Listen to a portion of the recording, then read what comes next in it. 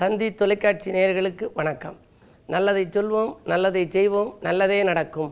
ஒரு வாழ்க்கையில் நல்லது நடக்க வேண்டும் என்று சொன்னால் நல்லதை சொல்ல வேண்டும், நல்லதை செய்ய வேண்டும்.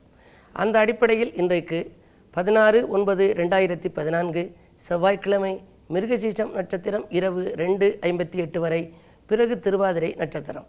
இன்றைக்கு நாட்காட்டிகளை பார்த்தால் தேய்பிறை அஷ்டமி என்று போட்டிருக்கும். இன்றைக்கு வைரவரை வழிபட்டு வளர்ச்சி காண வேண்டிய நாள். பொதுவாகவே வைரவர் ஒரு நல்ல உன்னதமான ஒரு சக்தி. இரவு 12 மணிக்கும் பகல் 12 மணிக்கும் வைரவர் காலம் என்று அழைக்கப்படுகின்றது. காவல் தெய்வமாக விளங்குபவர் வைரவர். நமக்கு காவல் தெய்வமாக இருக்கும் அவரை இன்று தினம் ஆலயத்திற்கு சென்று வைரவர் சன்னதியில் பகல் 12 மணிக்கு நீங்கள் வழிபாடு செய்ய வேண்டும். ஏனென்றால் இரவு 12 மணிக்கு நீங்கள் செல்ல முடியாது, ஆலயம் சாத்தி இருக்கும். ஆலயம் இரவு 12 மணிக்கு திறந்திருப்பது எப்பொழுது என்று சொன்னால் சிவராத்திரி அன்றைக்கு மட்டும்தான் வைரவர் காலம் திறந்திருக்கும், இரவு நேரத்தில். எனவே இன்றைக்கு நீங்கள் ஆலயத்துக்கு சென்று வைரவர் சன்னதியிலே வழிபாடுகளை செய்து அவருக்கு வடைமாலை அணிவித்தால் உங்களுக்குரிய தடைகளெல்லாம் அகலும். அவருக்கு நீங்கள் நல்ல அன்னங்களை அணிவித்தால் உங்கள் எண்ணங்கள் நிறைவேறும். அந்த அடிப்படையில் நீங்கள் வழிபாட்டை மேற்கொள்ள வேண்டும் என்று சொல்லி உங்களுக்கு நான் இன்றைக்கு சொல்ல இருக்கிற ஒரு நல்ல கருத்து, சாப்பாடு ரகசியம். இது ஒரு நாள் இந்த சாப்பாட்டு ரகசியத்தை சொன்னால் போதாது, பல நாட்கள் சொல்ல வேண்டிய சூழ்நிலை உருவாகும். அவ்வளவு தகவல்கள் நிறைய இருக்கின்றன. பொதுவாக சில பேர் நிறைய சாப்பிடுவார்கள். சாப்பிடுபவர்களை பார்த்து சொல்வார்கள், நல்ல சாப்பாட்டு ராமனாக இருக்கிறாயே என்று சொல்வார்கள். சாப்பிடுவதிலே பிரியம் அதிகமாக இருக்கும். ஆனால் ஒரு நாளைக்கு ஒரு முறை உண்பவனை என்ன சொல்கிறார்கள் என்று சொன்னால் யோகி என்பார்கள். ஒரு நாளைக்கு 2 முறை நாம் சாப்பிட்டால் போகி, போகங்களை அனுபவிப்பவன். ஒரு நாளைக்கு 3 முறை சாப்பிட்டால் ரோகி என்பார்கள். ஆனால் இப்பொழுதெல்லாம் நாம் காலை, மதியம், இரவு என்று 3 முறை சாப்பிடுகின்றோம். இந்த கலியுகத்திலே அப்படி சாப்பிடுகின்ற பொழுது ரோகங்கள் நிறைய வந்துவிட்டன, உடல்நிலை தொந்தரவு வந்திருக்கின்றது. எனவே தான் பல முறை சாப்பிட்டால் ஜீரணக் கருவிகள் பழுதாகிவிடும். அதிலும் காரம் சேர்ந்த உணவுகளை நாம் நிறைய சாப்பிடக்கூடாது. அப்படி சாப்பிடுவதற்காகத்தான் ஆகாரம் என்ற ஒரு சொல்லை அமைத்திருக்கிறார்கள். ஆகாரம் என்பதிலிருந்து நீங்கள் பார்த்து கொள்ளுங்கள். காரமான பதார்த்தங்கள் உங்கள் கண்ணெதிரில் வருகின்ற பொழுது காரம் என்று சொல்லி அதை ஒதுக்கிவிட வேண்டும். எனவே தான் ஆகாரம் என்று வைத்திருக்கிறார்கள். அப்படி ஆகாரங்களை சாப்பிட்ட பின்னாலே மருந்து சாப்பிடுபவர்கள் 2 விதமான பொருட்களை விலக்கிவிட வேண்டும். ஒன்று அகத்திக்கீரை, மற்றொன்று பாகற்காய். பாகற்காயும் அகத்திக்கீரையும் அந்த நாம் சாப்பிடுகின்ற மருந்தை முறித்துவிடும் என்று சொல்வார்கள். எனவே பத்தியங்கள் இருப்பவர்களெல்லாம் அப்படி செய்ய வேண்டும். சரி, தோல் வியாதி சிலருக்கு இருக்கிறது என்றால் அவர்கள் கத்தரிக்காய், பயிர் வகைகளையெல்லாம் சாப்பிடக்கூடாது. இப்படி மனக்கட்டுப்பாடு நமக்கு வேண்டும். இப்பொழுதெல்லாம் ஃபாஸ்ட் ஃபுட் என்று சொல்லி மிக விரைவான பதார்த்தங்கள் நமக்கு வந்துவிட்டன. எனவே நாம் சாப்பிடுவதற்கு இடையிலே தண்ணீர் சாப்பிடக்கூடாது என்று கூட சொல்கிறார்கள். அது மட்டுமல்ல, முன்னோர்கள் சொல்லி வைத்திருக்கிறார்கள், நாம் சாப்பிடுகின்ற பொழுது ஒரு கையை ஊன்றிக்கொண்டு சாப்பிடக்கூடாதாம். அப்படி ஊன்றிக்கொண்டு சாப்பிட்டால் இரைப்பையிலே சுருக்கம் விழுந்துவிடும். அந்த சுருக்கம் இருந்த பிறகு நாம் கையை எடுத்த பின்னாலே அது வெற்றிடமாக வந்துவிடும். அதிலே காற்று நிரம்பிக் கொண்டு விடும், வாயு தொல்லை உருவாகலாம். எனவே தான் சாப்பிடுகின்ற பொழுது சாப்பாட்டுக்கு இடையிலே தண்ணீர் குடிக்கக்கூடாது, கையை ஊன்றிக்கொண்டு சாப்பிடக்கூடாது. 1 முறை உண்பவன் யோகி, 2 முறை உண்பவன் போகி, 3 முறை உண்பவன் ரோகி என்று சொல்லி வைத்திருக்கிறார்கள். எனவே நீங்களும் ஆகாரத்தில் கட்டுப்பாடு செலுத்துங்கள், ஆரோக்கியத்தை சீராக அமைத்துக் கொள்ளுங்கள். உடம்பை வளர்த்தேன், உயிர் வளர்த்தேனே என்பார் திருமூலர். இந்த நல்ல கருத்தை தெரிவித்து இனி இன்றைய ராசி பலன்களை இப்பொழுது உங்களுக்கு வழங்கப் போகின்றேன். மேசராசி நேயர்களே, விரக்திகள் விலகும் நாள்.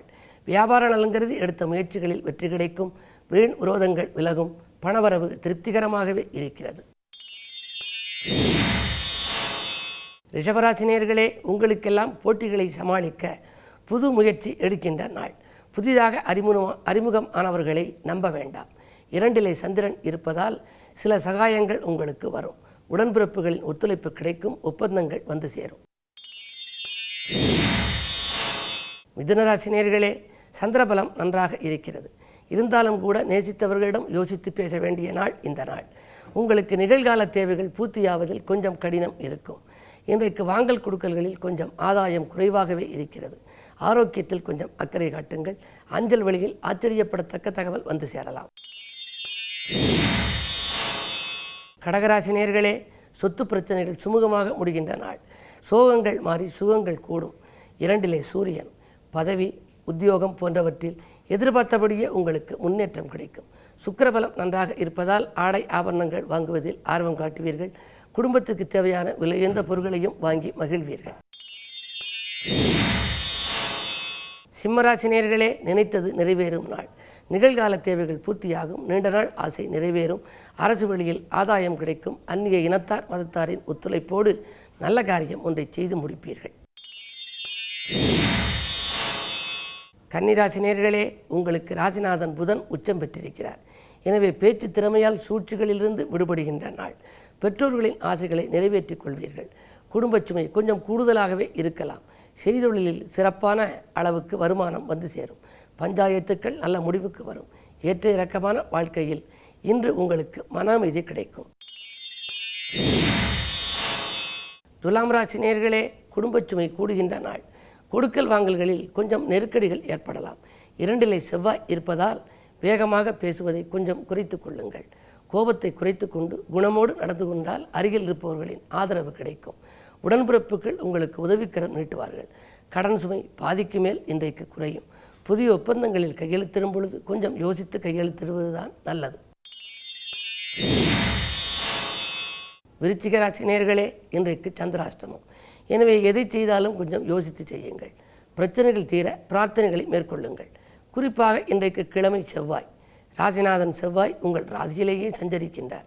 எனவே முருகப்பெருமானை வழிபட்டு முன்னேற்றத்தை வரவழைத்துக் கொள்ளுங்கள். தேய்பிறை அஷ்டமி என்பதால் வைரவரையும் வழிபட்டால் வளர்ச்சி கூடும். அருகில் இருப்பவர்களின் அனுசரிப்போடு அலைச்சல் ஏற்பட்டாலும் கூட ஓரளவு உங்களுக்கு ஆதாயம் கிடைக்கும். தனுசு ராசி நேயர்களே, உங்களுக்கெல்லாம் நேற்று பாதியில் நின்ற பணி இன்று மீதியும் தொடரும் நாள். நெஞ்சம் மகிழும் விதத்தில் ஒரு நல்ல காரியம் நடைபெறப் போகின்றது. ஆரோக்கியம் சீராகி ஆனந்தப்படுத்தும். கடிதம் கனிந்த தகவல்களை கொண்டு வந்து சேர்க்கும். இன்றைக்கு கட்டிடம் கட்டும் முயற்சியில் வெற்றி கிடைக்கும். மகர ராசி நேயர்களே, உங்களுக்கெல்லாம் வரன்கள் வாயில் தேடி வருகின்ற நாள். சந்தித்த நண்பர்களால் சந்தோஷம் உண்டு. அரசியல் ஈடுபாடு கொண்டவர்களுக்கு புதிய பொறுப்புகளும் பதவிகளும் கிடைக்கலாம். உத்தியோகத்தை எதிர்பார்த்து காத்திருப்பவர்களுக்கு நல்ல இடத்தில் உத்தியோகம் கிடைப்பதற்கான அறிகுறிகள் தென்படுகின்றன. அழைப்புகள் வந்து சேரும். கும்பராசி நேயர்களே, உங்களுக்கெல்லாம் வீண் பழிகள் அகல விட்டு கொடுத்து செல்ல வேண்டிய நாள். வீடு மாற்ற சிந்தனைகள் மேலோங்கும். 8 ராகு சஞ்சரிப்பதால் இடமாற்றம், ஊர் மாற்றம், வீடு மாற்ற சிந்தனைகள் மேலோங்கும். கடன் சுமை கொஞ்சம் அதிகமாகவே இருக்கலாம். என்ன இருந்தாலும் இன்றைக்கு பொறுமையை கடைபிடித்து பெருமை காண வேண்டிய நாள். உறவினர்களை பகைத்துக் கொள்ளாதீர்கள். மீனராசி நேயர்களே, ஆன்மீக நாட்டம் அதிகரிக்கும் நாள். எதிர்பார்ப்புகள் நிறைவேற எல்லோரையும் அனுசரித்து கொள்ள வேண்டும். ஏதேனும் கௌரவ பதவிகள் உங்களுக்கு வந்து சேரலாம். வியாபார விரோதங்கள் இருக்கத்தான் செய்யும். விட்டு கொடுத்து செல்வதன் மூலம் நீங்கள் நல்ல வாய்ப்புகளை உபயோகப்படுத்திக் கொள்ளலாம். மாலை நேரத்தில் விஐபிக்கள் உங்கள் வீடு தேடி வருவர். விரும்பிய காரியங்களை விரும்பியபடியே முடித்துக் கொடுப்பர்.